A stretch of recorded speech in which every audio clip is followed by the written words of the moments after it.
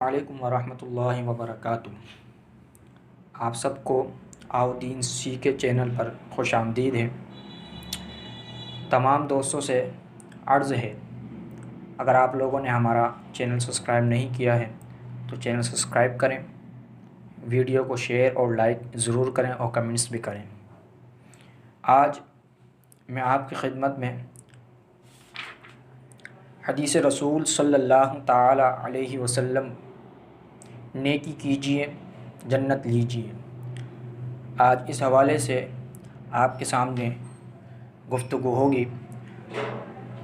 دعا کیجیے اللہ کریم ہم سب کو اس حدیث پر عمل کرنے کی توفیق عطا فرمائے اور ہم سب کو یہ پیغام آگے لوگوں کو بھی اپنی استطاعت کے مطابق شیئر کرنے کی توفیق عطا فرمائے۔ اللہ تبارک و تعالی ہم سب کو دنیا و آخرت کی بھلائیاں عطا فرمائے اور اس نیک کام میں ہمیں بھی ثواب عطا فرمائے۔ حضرات محترم، چلتے ہیں ٹاپک کی طرف۔ ہم سب میں سے ہر ایک آدمی اس دنیا میں تنہا آتا ہے اور اکیلے ہی رخصت ہوتا ہے، لیکن یہاں رہتا تنہا نہیں بلکہ دوسرے لوگوں کے ساتھ زندگی بسر کرتا ہے۔ ہماری ذات سے کبھی کسی کو راحت پہنچتی ہے تو کبھی کسی کو تکلیف، اور کبھی کچھ بھی نہیں، یعنی تکلیف نہ راحت۔ اگر دیگر مسلمانوں کو ہم سے راحت پہنچے گی تو نیت خیر ہونے کی وجہ سے، یعنی اچھی نیت ہونے کی وجہ سے ہمیں ثواب بھی ملے گا۔ بلا وجہ شرعی تکلیف پہنچائیں گے تو عذاب کے حقدار ہیں، اور تیسری صورت میں نہ ثواب ہے نہ عذاب ہے۔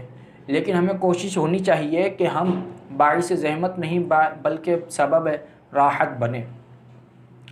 حضور صلی اللہ تعالی علیہ وسلم نے ارشاد فرمایا، مسند امام احمد کی حدیث ہے اور حضرت ابی دردہ رضی اللہ عنہ سے روایت ہے، حضور صلی اللہ تعالی علیہ وسلم ارشاد فرماتے ہیں کہ جو مسلمان کے راستے سے کوئی تکلیف دہ چیز دور کرتا ہے تو اللہ عز و جل اس کے بدلے میں اس شخص کے لیے ایک نیکی لکھتا ہے، اور اللہ عز و جل جس کے لیے ایک نیکی لکھ دے تو اس کے لیے اس نیکی کی وجہ سے جنت واجب فرما دیتا ہے۔ سبحان اللہ۔